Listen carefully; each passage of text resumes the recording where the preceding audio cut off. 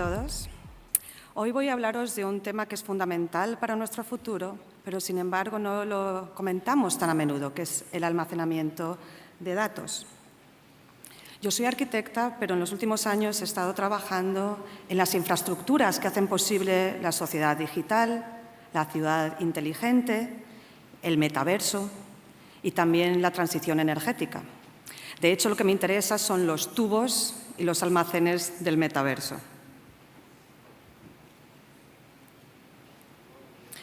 El metaverso nos promete un lugar, un espacio donde podemos ocupar otros cuerpos, otras realidades, donde podemos ensayar formas de ser, formas de relacionarnos, formas de convivir diferentes, donde parece que no hay límites, como dice este congreso. Es interesante, creo que es importante tener un lugar en el que poder probar otras formas de estar en el mundo. Nos dicen que es un lugar ilimitado, un lugar sin límites reales, pero no es así. El metaverso tiene límites. Lo interesante es que cuando hemos llegado a un momento en el que nos hemos dado cuenta que los recursos tienen límites, que no podemos seguir creciendo como hemos hecho hasta ahora, cuando nos damos cuenta de la importancia de la crisis climática, entonces construimos otro espacio en el que esta idea del progreso como crecimiento ilimitado puede seguir presente. Es como una ilusión. Seguimos pensando que podemos seguir viviendo como hasta ahora.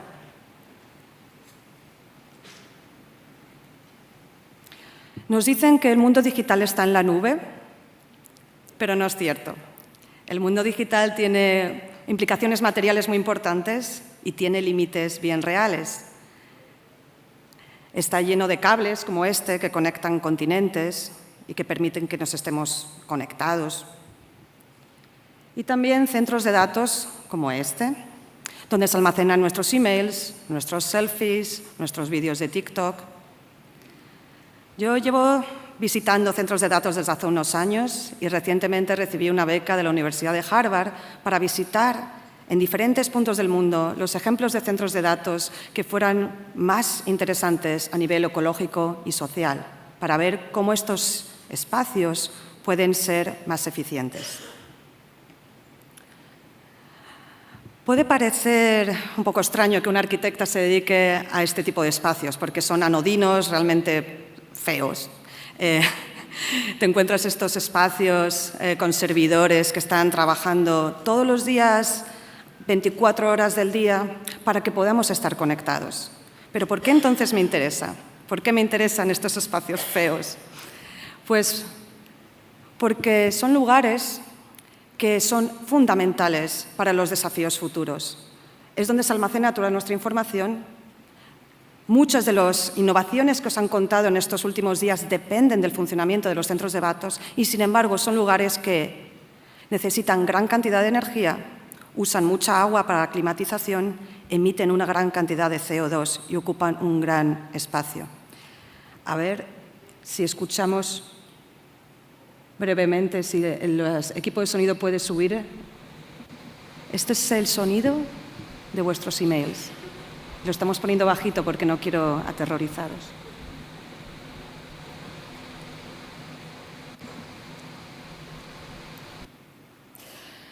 Bueno, esta es una gráfica que habla del desafío que estamos teniendo. Cada vez generamos más información, lo debéis saber, porque cada vez los teléfonos que compráis tienen más capacidad, los ordenadores, Google os dice que hay más espacio en vuestro correo. ¿Qué pasa?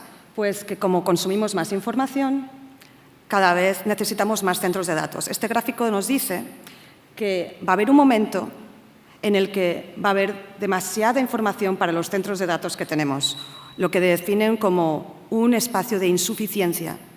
No va a haber suficientes. Bueno, no hay problema, diréis. Entonces construimos más centros de datos. Pues no es tan fácil, porque hemos construido ya unos cuantos. De hecho, hay 8 millones en los últimos años. Y que sepáis que los centros de datos consumen energía a nivel global un 3%, que es mucho.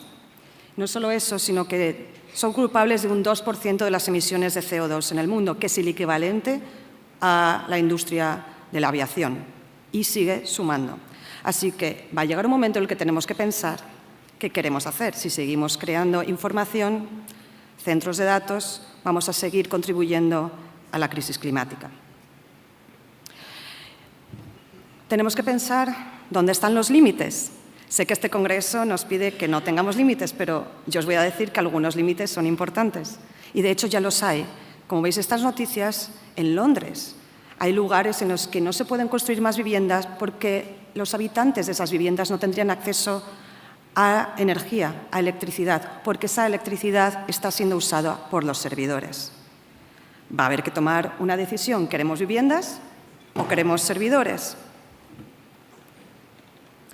De hecho, se están tomando medidas. Por ejemplo, la Unión Europea ha sacado un código de conducta para que los centros de datos sean cada vez más eficientes, cosa que está bien, pero tampoco ha sido suficiente.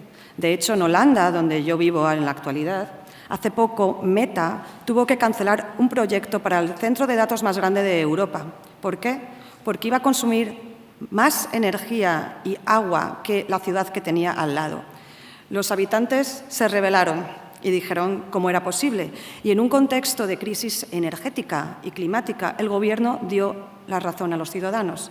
Y ahora hay una moratoria de 2 años en Holanda en la que no se pueden construir megacentros de datos hasta que se lleven a cabo medidas que permitan que sean mucho más eficientes y ecológicos. Lo mismo ocurrió en Singapur hace unos años.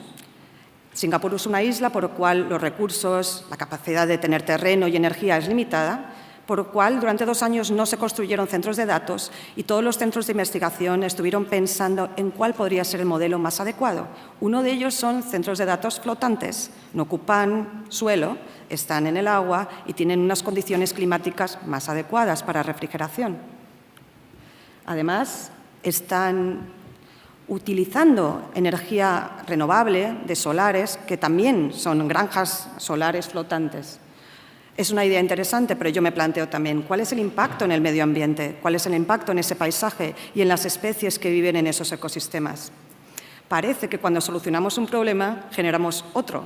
Esa es la idea de la modernidad, que tiene una confianza ciega en la tecnología, que siempre piensa que, bueno, lo hacemos mal con una cosa, pero viene una tecnología y lo arregla. Pero como hemos visto también en charlas anteriores, hay muchas externalidades.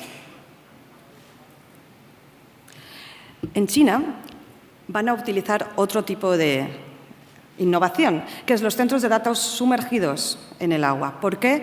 Porque los centros de datos necesitan un montón de refrigeración, porque los servidores están funcionando todo el rato y emiten calor. Entonces, tenerlos sumergidos permite que tengan acceso al agua fría, que hace más sencilla la climatización. De nuevo, puede ser bastante interesante como un tipo de solución. Y, sin embargo, con mis estudiantes, por ejemplo, en Royal College of Art en Londres, pensamos qué ocurriría con las especies marinas que están en esos ambientes. Cuando están los servidores disipando calor, algunas especies, de hecho, crecerán porque tendrán unas condiciones más adecuadas para florecer, pero otras que están acostumbradas a otras temperaturas puede que tenga una consecuencia letal para ellos. Así que, de nuevo, tenemos que pensar cómo entender nuestra manera de habitar el mundo y dónde poner los límites y nuestras prioridades. Hace poco estuve en los países nórdicos con esta beca para investigar centros de datos. Esto es un lugar muy importante porque tiene varias condiciones que hace atractivo para los centros de datos. Por un lado, el clima, que es frío. Por otro lado, acceso a energías renovables. Por otro lado, régimen de impuesto favorable para compañías. Y abundancia de suelo que puede ser utilizado. Así que, junto con una gran cantidad de centros de datos, por ejemplo, uno de Facebook, Meta, que es uno de los más grandes del mundo, también aparecen otras industrias. Esto es un lugar de minería de criptomoneda y os lo voy a enseñar. A ver si nos ponen... Lo vamos a poner flojito, pero aquí escucháis también el sonido de hacer minería de Bitcoin. Está muy bajo, es atronador, os lo digo. ¿Qué pasa? Que también genera mucho calor. ¿Y dónde va ese calor? A un invernadero que está al lado con el que cultivan tomates. Es decir, quieren una energía o ser un modelo circular y renovable y dicen que la energía extra de los servidores o de la criptomoneda de la minería criptomoneda puede utilizarse en el invernadero. Puede ser también una solución interesante, aunque mucha gente acusa este tipo de medidas de, bueno, greenwashing, ¿no? Porque al fin y al cabo la energía sigue siendo muy alta, la energía que se utiliza en los servidores. Este es un centro de investigación puntero para investigar el futuro de los centros de datos, se llama RISE, y está en Luleå, también en Suecia. Aquí hacen unos experimentos que me parecen de los más interesantes. Por ejemplo, con la energía que sale de los servidores, el calor extra, la dedican a hacer crecer lombrices, peces en piscifactorías y hacer secar pellets para utilizarlos en biomasa. Lo más exitoso fueron las lombrices. ¿Por qué? Porque las lombrices se las dan de comer a los pollos. Los pollos antes estaban alimentados con un pienso, comida seca, que encima no era muy ecológico porque no se puede cultivar los granos en esa zona del mundo, con lo cual tenían que importarlos. Ahora, nosotros generamos calor con nuestros emails, el calor en los servidores generan lombrices, las lombrices se dan de comer a los pollos y nosotros nos comemos los pollos para seguir mandando emails y haciendo selfies. También hay centros de datos en el centro de las ciudades. Este es un centro muy interesante, construido por un arquitecto. Muchos otros no tienen arquitectos muy envueltos. Y aquí lo interesante es cómo la energía extra puede servir a la ciudad. Es decir, en Suecia, en Estocolmo, hay un modelo en el que el calor que disipan estos centros puede ser redirigido a la red eléctrica de la ciudad y contribuir a la calefacción de las viviendas. Es decir, aquí los emails están calefactando casas. No completamente, pero algo. Y además están investigando también cómo seguir con ese espíritu cívico. Estos centros de datos, algunos tienen un programa híbrido. En este caso, es centro de datos, café durante el día y disco durante la noche. Con algunos de mis estudiantes estuvimos pensando en otros modelos. ¿Qué pasaría si los centros de datos o nuestra información no estuviera en grandes compañías de colocación o Google o Facebook, sino en nuestras casas? Un modelo descentralizado, en el que cada uno de nosotros tuviéramos un servidor pequeñito como este en las ventanas y que conjunto, como sociedad, como barrio, tuviéramos la obligación, pero también la voluntad de mantener, cuidar, gestionar los datos como sociedad, no teniendo una compañía que los utiliza como ellos creen más adecuado. Eso tiene varios puntos, ¿no? Podemos decir, bueno, ¿y qué pasa con la seguridad? Podríamos pensar, hay gran cantidad que está en los centros de datos que no necesita gran seguridad. Al fin y al cabo la compartimos en nuestras redes sociales todo el tiempo, entonces tampoco tiene que ser tan privada. Esa podría estar en los centros de datos y el resto, compartirla, gestionarla, mantenerla, cuidarla, como colectivo social. Es un modelo que a mí me interesa, me parece que sería bonito tener oportunidad de hacer algún prototipo en la ciudad.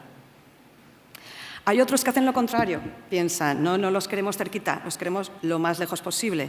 Y en esa voluntad de conquistar cada vez más territorios, flotando en el fondo del mar, pues también en el espacio.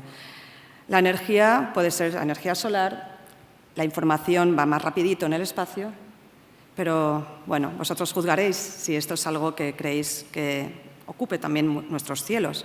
Puede ser interesante también.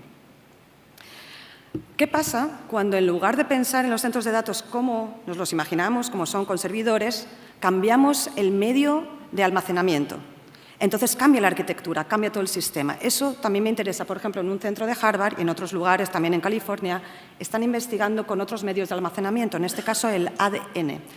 En principio es ADN artificial, moléculas artificiales en las que se puede insertar información y el ADN es muy compacto, duradero, estable como medio de almacenaje. Por eso tenemos un ADN y podemos trazarlo en nuestros antepasados.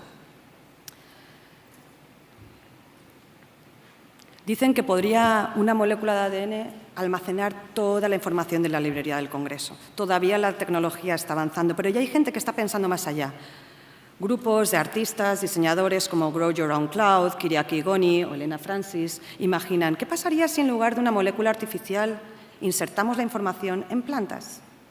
Por supuesto, hay muchas condiciones éticas que tendríamos que pensar, que implica eso para las plantas, pero también hay un imaginario que me parece bonito. Y te dicen, en lugar de un centro de datos que consume un montón de energía y emite CO2, ¿qué pasaría si un centro de datos sería un bosque? O incluso el grupo de plantas que tenemos en nuestro interior doméstico. Y algunos de estos investigadores, diseñadores, se imaginan que en el futuro andaremos por un bosque, centro de datos, con un dispositivo como nuestro móvil, nos acercaremos a una planta, escanearemos con un trocito de materia, ojalá no tengamos que sacar mucha, y podremos acceder a una canción de Rosalía o a las charlas pasadas del Congreso Futuro. Hay cosas un poco más en el mundo distópico. Hay gente que dice, oye, ¿por qué molestamos a las plantas? De hecho, ¿por qué no somos nosotros, cada uno de nosotros, un centro de datos que lleva consigo la información? Eso lo dejo que ustedes lo juzguen. Para mí lo importante de todo esto es que siempre podemos encontrar soluciones, pero parece como que nos interesa que no haya límites. Cada vez necesitamos más información, cada vez necesitamos más energía y aquí en Chile sabéis que, bueno, eso tiene sus consecuencias. El litio es uno de los elementos más importantes para esta transición energética. Es necesario para nuestros teléfonos, para las baterías de los centros de datos, para los coches eléctricos, que son parte de la ciudad inteligente, para los computadores, etc. Pero cuanto más consumimos litio, más consumimos data también. Está relacionado, es una manera de extracción. Por lo cual, yo quiero haceros pensar también, ¿estos sueños de progreso y de crecimiento son nuestros o son de compañías como Tesla, que, bueno, al fin y al cabo quiere vender el mismo número de coches que venden otras compañías, pero eléctricos? No hay una reflexión sobre un tema de escala, que a lo mejor necesitamos menos coches. A lo mejor necesitamos menos información. Esta es una de las compañías que hizo la licitación de litio y que la perdió. Yo he visitado sus fábricas automatizadas en China. Me parece interesante el logo, Build Your Dreams, pero ¿a qué precio? Hay gente que protesta. Esto es una imagen que tomé en San Pedro de Atacama el año pasado. Claro, bebo litio como cobre, hay que proteger el territorio. ¿Cuáles son realmente los sueños? ¿Dónde está el límite? Son modelos muy diferentes. Por un lado está el modelo de la minería, que utiliza millones de litros de agua para extraer litio, para construir el metaverso. Y por otro, comunidades como la de Toconao, en la que la comunidad de regantes utiliza poca agua y cada vez menos, porque cada vez se utiliza más para la minería. Y lo hacen por turnos. Nadie utiliza más agua de la que le toca, porque sabe, si no, que el siguiente no tendrá agua. Para mí esos son modelos. Me parece que es interesante, mucho más interesante que pensar sin límites. Así que la gente protesta, pero protesta en Chile, protesta en Portugal, donde también se están abriendo minas de litio, protestan en los países nórdicos, donde proyectos de energías renovables ponen en juego la vida de las comunidades Sami. Protestan en Holanda, donde permitieron también parar un proyecto de Meta, y protestan en Santiago, como la comunidad que fue exitosa y consiguió parar un proyecto de Google en Cerrillos. Así que es posible. Podemos pedir a esas compañías que trabajen de manera diferente, pero también nosotros tenemos que vivir de manera diferente. Vuestros selfies consumen energía, casi la misma que un coche circulando durante 1 kilómetro. Cada vez que mandamos un email se consume energía. Igual que sabemos que no hay que consumir tanta agua, tenemos que saber también que hay que ser cuidadoso con el tipo de información, cómo gestionamos, manejamos, consumimos, producimos información. Tiene efectos en el planeta. Y además sabéis que estas imágenes que acumuláis y que luego no miráis durante mucho tiempo, después de años, se degradan. No son. ¿Por qué almacenamos tanto si al final hay un proceso de degradación? Y hay algo bonito en esto también, pensar que en realidad no necesitamos un metaverso que sea tan alta resolución. A lo mejor no es tan mal tener imágenes que sean de menor resolución. Hay una revista muy interesante en Barcelona que utiliza un servidor que se alimenta solamente de energía solar y que cuando no hay sol no funciona. Y cuando hay poquita energía, las imágenes están pixeladas. Creo que es un proyecto bonito y creo que esa es la manera en que tenemos que entender. Para terminar, solo quiero esta reflexión, pensar, esta es una noticia de hace relativamente poco. A medida que el cambio climático, la crisis climática avanza, algunos territorios están cerca de desaparecer. Y entonces nos volvemos al metaverso, a lo digital. Pues vamos a guardar todas estas memorias en el mundo digital. Pero eso también tiene consecuencias. Por lo cual, creo que es importante que como sociedad tengamos una reflexión conjunta, un diálogo sobre qué queremos mantener y saber las implicaciones de ello. Creo que es bonito que pensemos en una sociedad sin límites en términos de creatividad, imaginación, bondad, pero creo que en otros aspectos, por ejemplo, en la infraestructura digital, los datos y la energía, está bien tener límites. Muchas gracias.